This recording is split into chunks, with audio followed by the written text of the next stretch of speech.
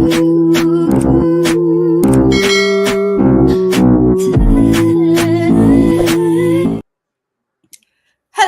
hello, hello. Thank you for clicking on our faces. We are here this month.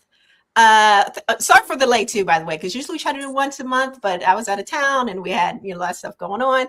So we did push it to the first month of May, but we're here and we're ready to talk about this month's book. So without further ado, of course you clicked on the thumbnail, so you know what we're talking about, but it is Brandy. Phases written by Brandy. You can pause the screen to get like the full synopsis, but it's pretty much just a memoir of her life. Now, this isn't my selection this month. This is actually E's selection. So also before getting too far into it, I want to introduce Raven. Raven is joining us this month. Hey, everybody. All right, so say hi to Raven.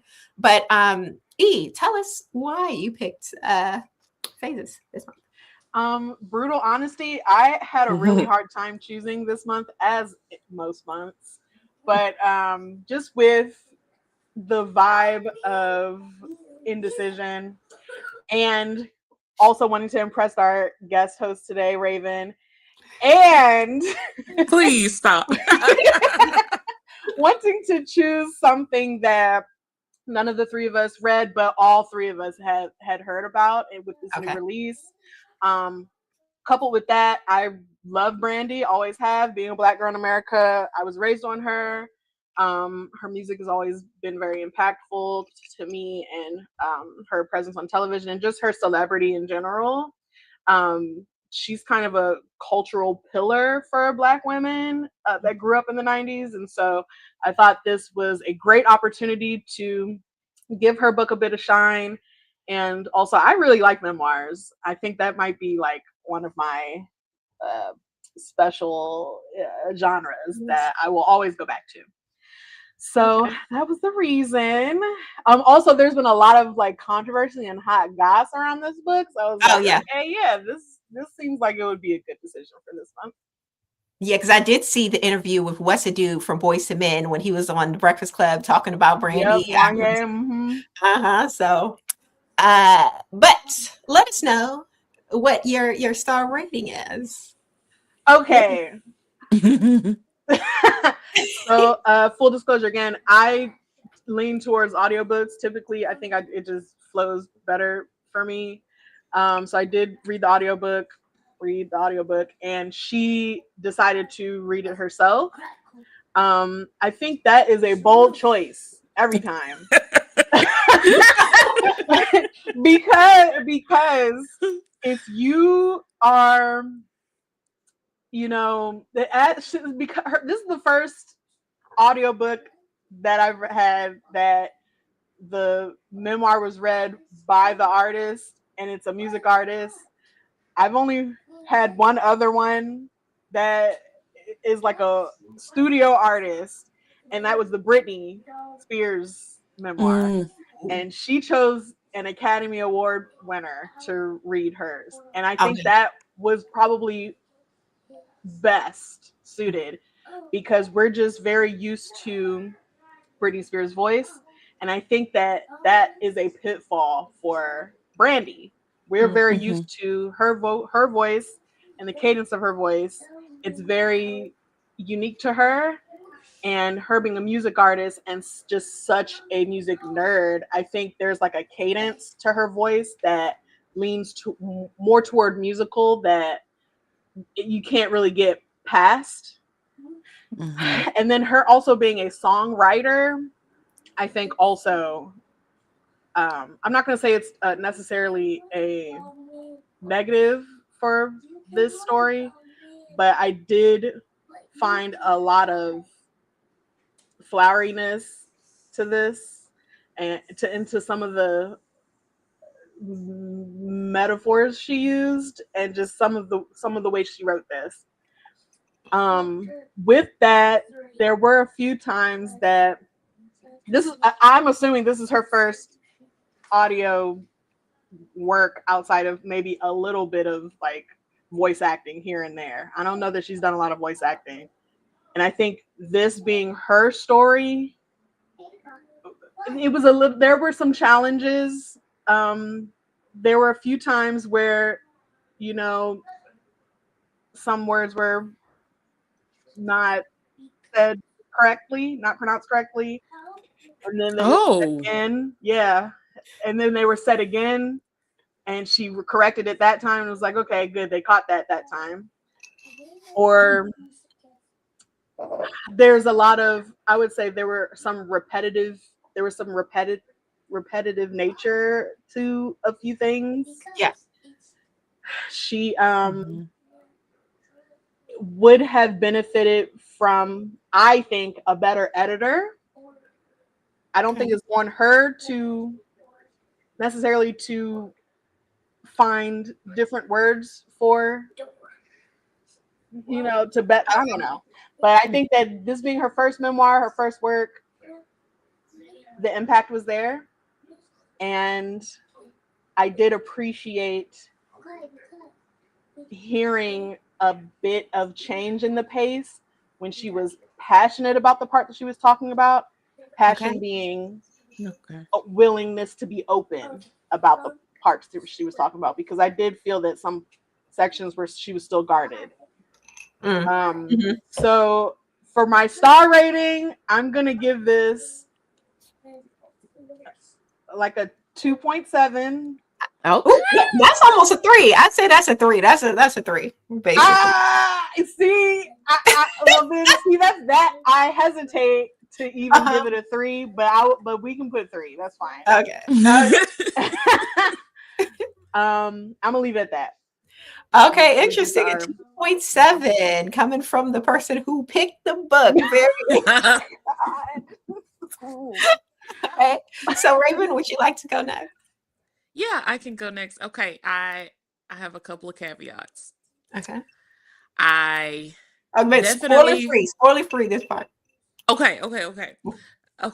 Oh shoot. Okay. My I in general my mom loved Brandy's music a ton. So I heard her music all the time, but like she wasn't necessarily my favorite. She was 100% my favorite for like Moesha and her hair. And I loved her hair. I loved how she dressed, like all of that. And then my mom used to like collect all the magazines and tabloids and stuff like that. So like I was more interested in Brandy as a celebrity than like with her music. So I think I like gave myself the opportunity to be pleasantly surprised, and now I'm trying to find the freaking book. So that I was pleasantly surprised to like learn so much about her music history, even though I should have known. And then I got the actual like hard copy book because I couldn't find it anywhere audiobook. So And you read the book. I did. Nice. And I think normally I do try to like if it's a memoir, I'm always trying to get the audiobook because I don't like my own voice hearing what somebody else is trying to like convey to me, you know? Okay.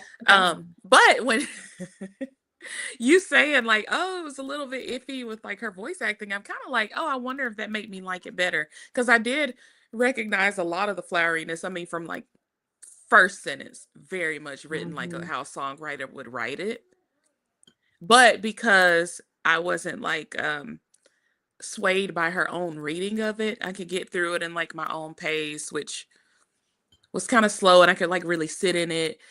I did feel that it was just like what you said. There were some parts where she was like still very guarded, and I'm like, I think maybe like you don't have to put everything into your first memoir. You definitely can do a first one and then do another one later.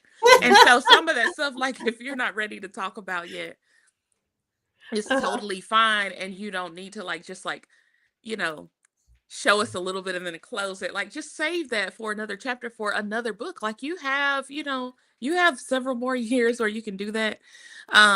So it was kind of like I felt like I was on a roller coaster. In some parts I trusted her, and then some parts I was like, I see why people say some stuff. I see why people say some of the stuff they say about you. But I still was at the end like very pleasantly surprised, and really like I think the last like 5 or 6 chapters, I was all in. Like I could not put it down. And I actually just finished it like 2 hours ago. Yeah. Oh Like wow. I was just like, I had to get in the passenger seat and read, and I never read in the car because I get car sick, and then I had to like see what was going on. We'll talk about it, but that last little leg of the book, I was like, this is great. So I think that I would give it for sure. Okay, for the style of writing, which I really liked, those were like my pros. And then for those last like few chapters where I felt like she really opened up a little bit more about how she was feeling and stuff like that, I really like could fall in love with her. I loved that.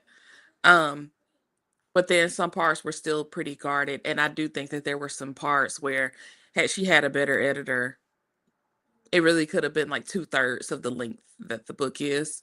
So a 3.5. Ooh, I give it a okay. 3.5. That's not bad. That's basically Yeah. a 4. Yeah, you know what? Yeah, with your I'm all not right. mad at your inflation. Yeah, She man. can have it. We You know round what? up. We round up. Okay. I'm Yeah, fine with that, you know? I'm not mad at it. That's All cool. right. All right. So for me, guys, I listened to the audiobook as well, same as E. And here's my thoughts. If you're a celebrity and you're going to write a memoir, you need to be willing to spill the tea, girl. You need to be willing to spill the tea. And there was barely any tea spilled in the book. I'm like, everything she mentioned was stuff that I was already aware of as someone who's not particularly a Brandy fan. Like, I do know a couple of her songs. I'm aware of Moesha. I didn't really watch it. But I was a fan of Cinderella. Cinderella was my giant, right? But and I was expecting to get a little bit more than what we got. And the whole time I was reading it, I was thinking, damn, I wish it was Ray J's memoir. The Oh my god, you're the second person that said that today. See, because I feel like he would have Really? some stuff to say, and he wouldn't be too ashamed to say it. I feel like Brandy in this book is still trying to keep some stuff close to the chest or keep up an image, that good girl image. And I'm like, we're beyond that. You're a grown woman. It's let's if we're here, we're here, right? This is what we come for. Give us what we came for. And she didn't. She didn't. Brandy didn't give us that. She gave us a whole lot of flowery language. She gave us like a little bit of like the surface level of things before moving on to the next thing. And also, because I listened to it, the narration wasn't giving anything. It was just her speaking in like a tone that doesn't really draw you into the story. It was just like, is she paying attention to her own reading sometimes? It just, a lot of it was not, I don't know. It wasn't a strong performance as far as narration is concerned. And it just made me feel like, yeah, listening to you tell your own story makes me believe the things that people say about you, like just like Raven was saying. So for me, memoirs aren't I'm not saying that they're not my favorite. I've only ever read one memoir before, and that was the Jennifer Lewis memoir that we did earlier, and I really enjoyed that one. She gave a great performance. She spilled the tea. I felt like she was telling us real things about her life and being very like open, and that's why I enjoyed it. This one, not so much. Honestly, I probably give it, if I'm being nice, It's the nice number. Nice. I'm just going to give it an even 2, y'all. It's getting Okay. no more, no less. Okay. That's fair. But with that being said, we're getting into everyone's favorite time, a spoiler time. Yeah.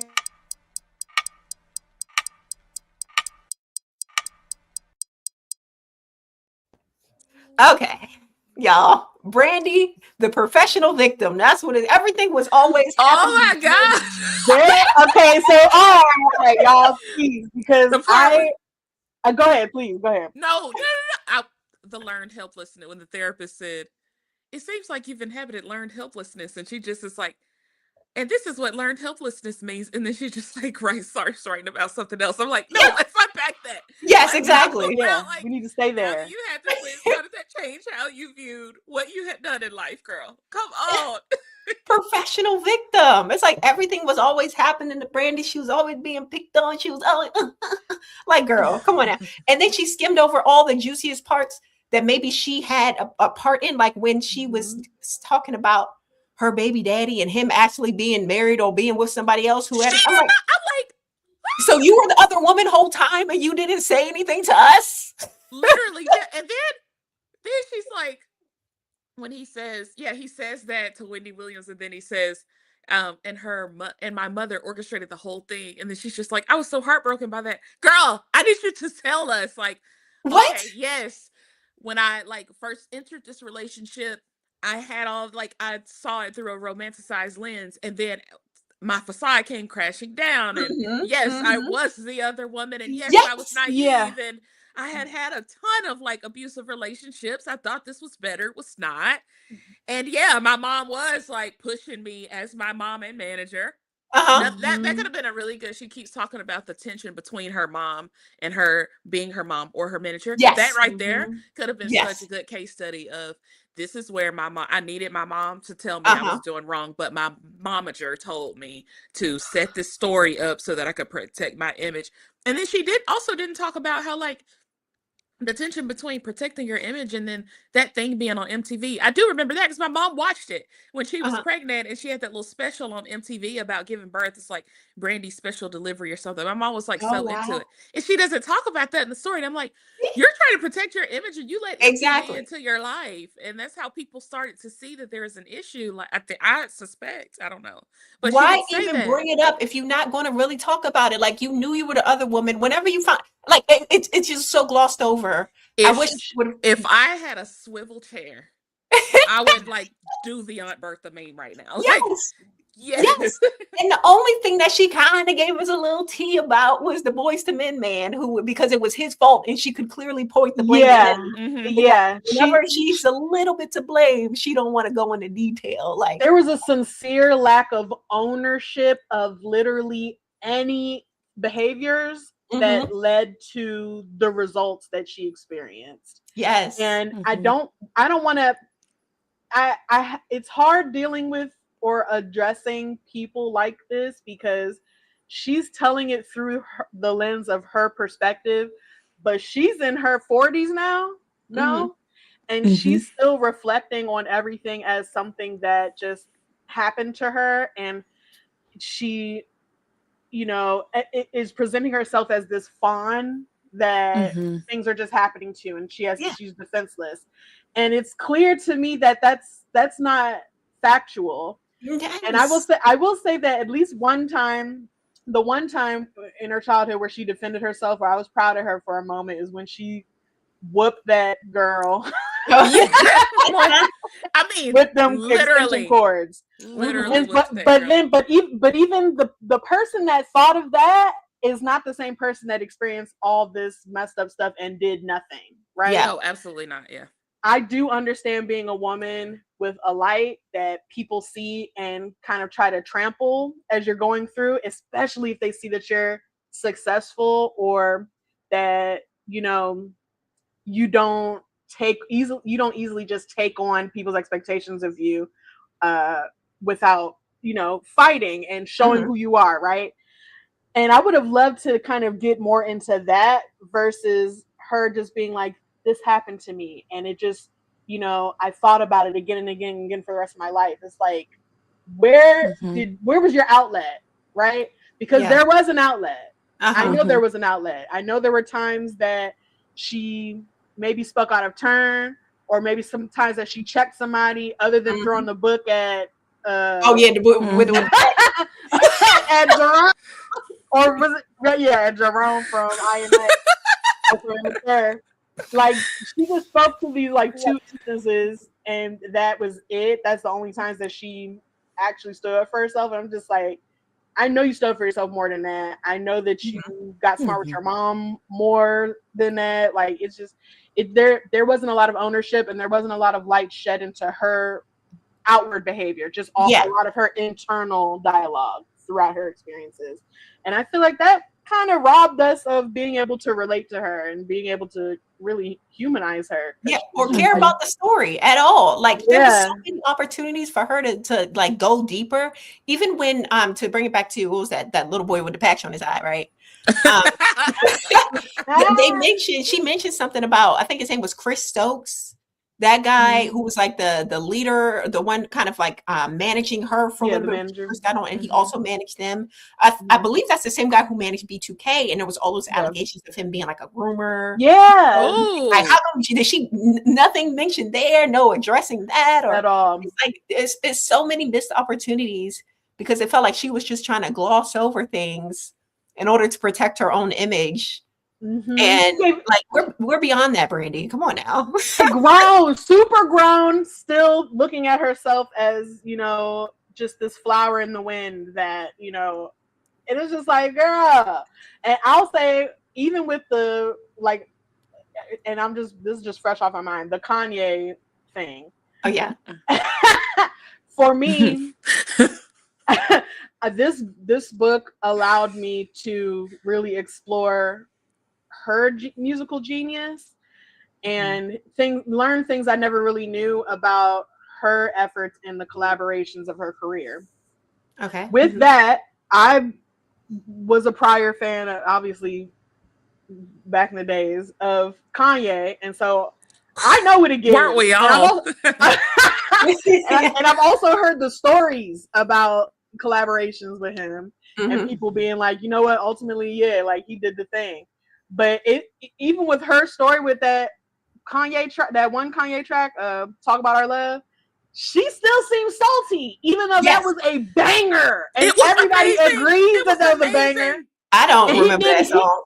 Whoa, God. All right. Talk about our love. I was like, I can't read on that. Anyway, it was one song. Such a banger. The album didn't do well, unfortunately, but that was such a banger. Her look was great. Her sound was great. They are a good team. And part of that was because she said that, you know, he moved sneaky by submitting the thing before like having her approval. But low key, he did the right thing because that joint is a banger, and she's still mad about the fact that he kind of, I guess, made that decision without her. And it's like, girl, like, you have to know when to step back. Yes, you're a genius, right? You know exactly what you're doing. And you think, I will say, her with discussing kind of how she wanted to be layering her voice reminded me a lot of like how Michael Jackson did that voice layering thing, and how it really helped cultivate her sound and his sound, and the fact that she thought to do that was really cool and really great or whatever.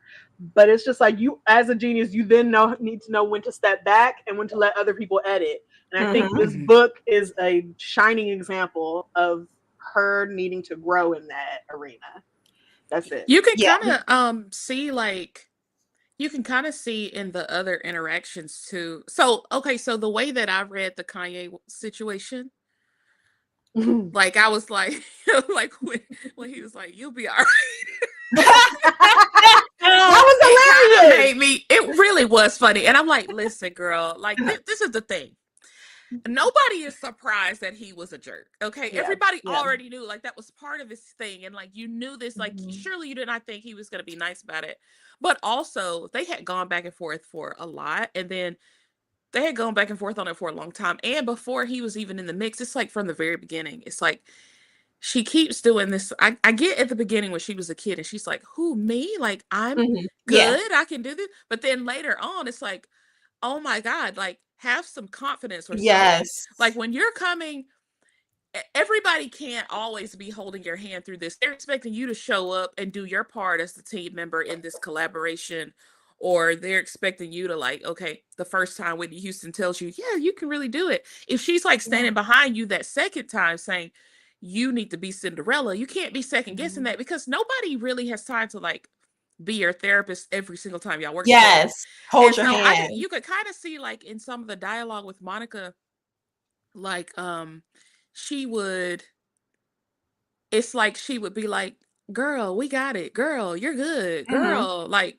just have some confidence. So then I kind of felt like later on when we got to the Kanye situation, and this is after all the Dark Child stuff too, we get to the Kanye situation, and it's like, okay, probably everybody in the room is like, oh my God, here she goes, like Uh-huh. whining again. Like just take a stance on something. Or if you're or like don't be towing the line passive aggressive or anything. Just say, hey, this is what I think we need to do, and I stand behind it. But it's like she couldn't prove anything. She just would keep saying, like, well, I don't like how this sounds, and I don't like how Yeah. this sounds, and this isn't speaking to my story. But it took somebody else to tell her, like, okay, well then you write your songs then. Like you can be a songwriter. It's Right. No like one's holding you she's like back. SpongeBob with the handcuffs. Like just Oh, Oh yeah. just do it. And so I can kind of see how Kanye was easily able to take advantage of that, because it's like we've been going back and forth, girl, like about this for forever, and you're not gonna take a stand. I'm just gonna submit it because I'm tired of this.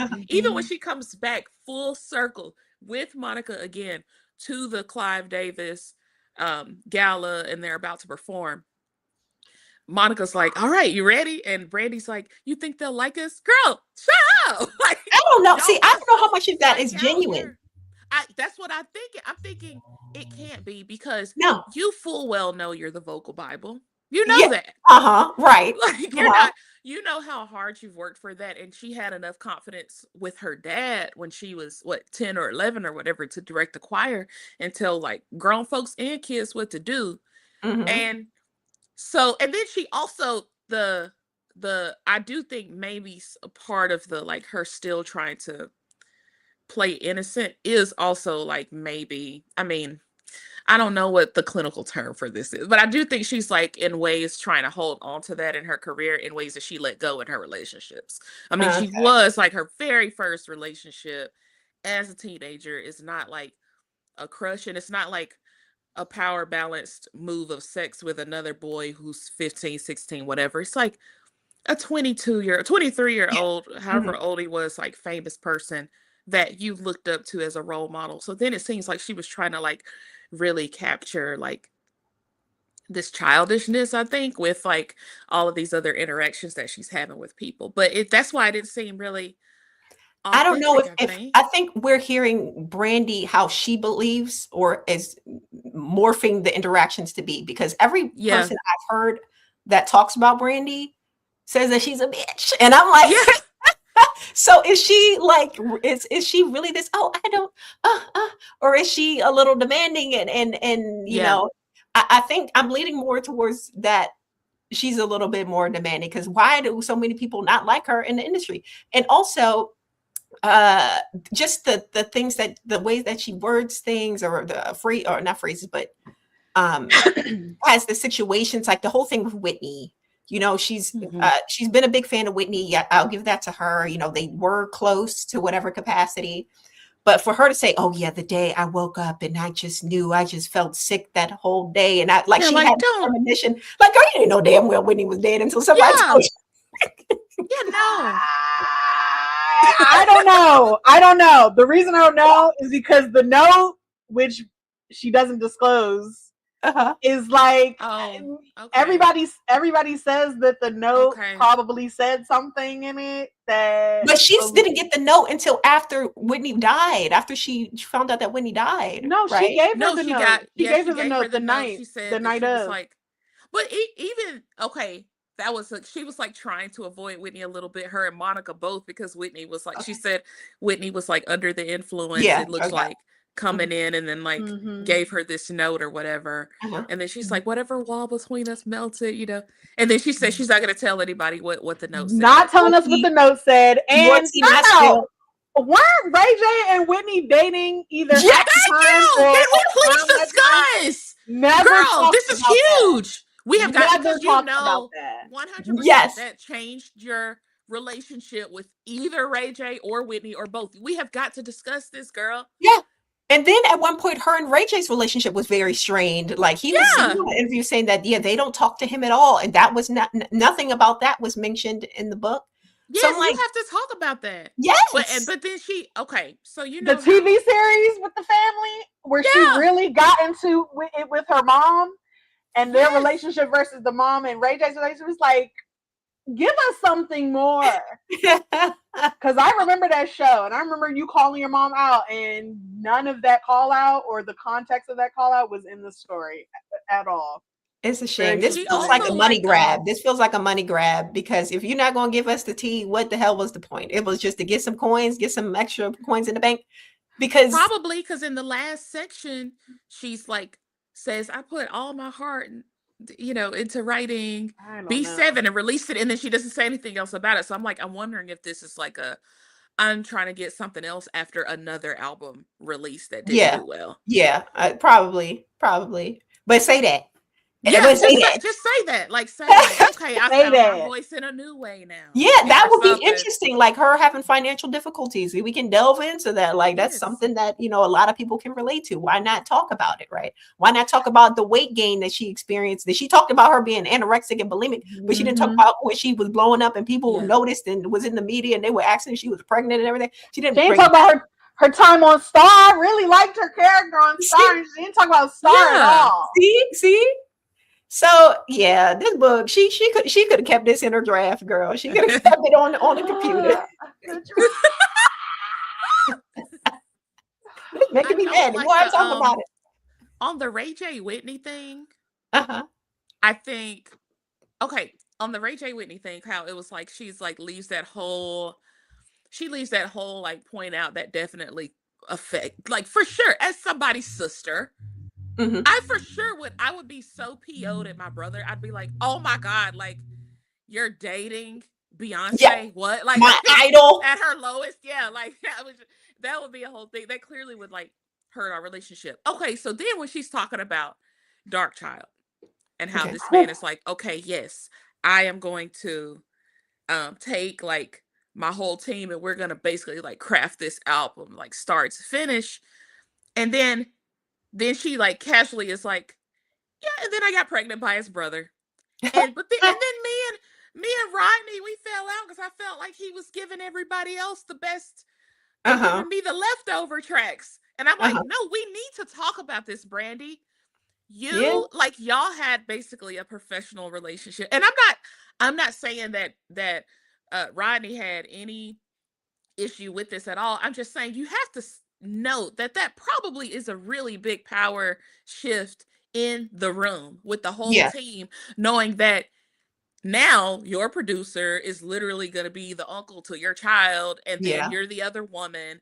And exactly. He probably knew she was the other woman too. Probably is like creating like creative tension between them and the other team members. And I'm not going to lie, like the whole team is working on it. So are you telling me, Brandy, that you really did take all of Rodney's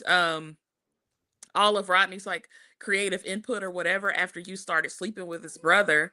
And not and because that's obviously anybody would do that. Like the person that you're laying next to, you might be like, well, actually I like that idea better. I like that idea better. I'm just making assumptions based on like what I think would happen with humans. But then later she's like, when they get in that argument and he's like, well, you do what you want to do and I'm gonna go over here with Beyonce and sell 50 million records. It's like she set up the conversation to say, or she was saying they were arguing about like, they were bickering about like what ideas worked and which ones didn't. And I'm like, I wonder though, if you really were listening to him or if you were putting this other guy who was just part of the team up on a pedestal, since y'all now are having a baby and stuff like that. I wonder, Brandy, were you really taking Rodney's direction? Tell the truth. Were you really trusting? Right. Were you really trusting what he was saying? Or were you bickering with him all the time, full well knowing that you had asked this man, like,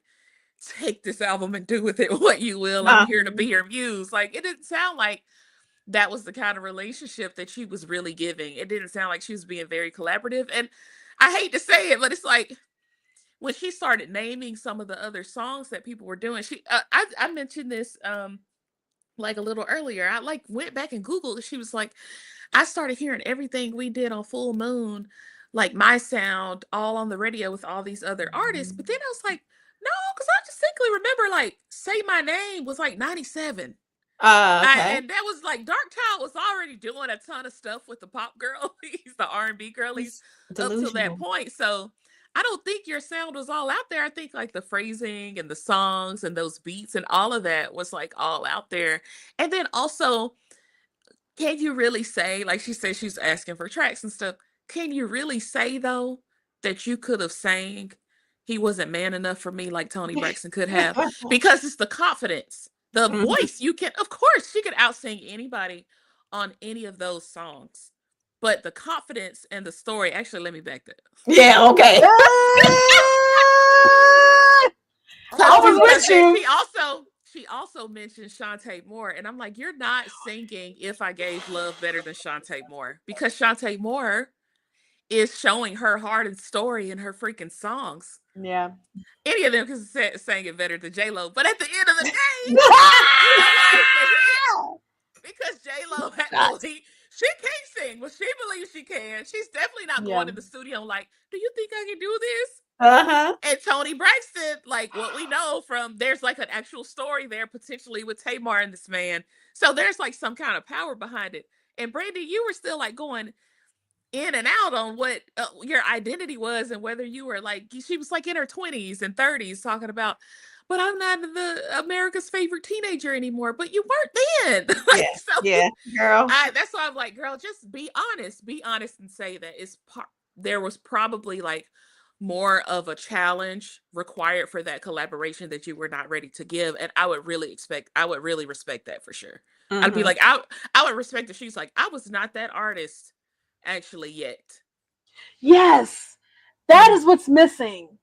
Some humility, yes, and just ownership of your failures. Some ego death. Yes, this memoir is missing a bit of ego death. Yes, I agree. And I it's like, yes, people try to humble you, and they was dead wrong doing that way. But some people are trying to coach you. And you need to be open to being coached. And I'll say this book made me look up her big three in the Zodiac. What did you find? I already knew she was an Aquarius because I'm an Aquarius. Okay. I know that I come off a little see you next Tuesday. Even though I don't mean to do that. But sometimes I come off that way.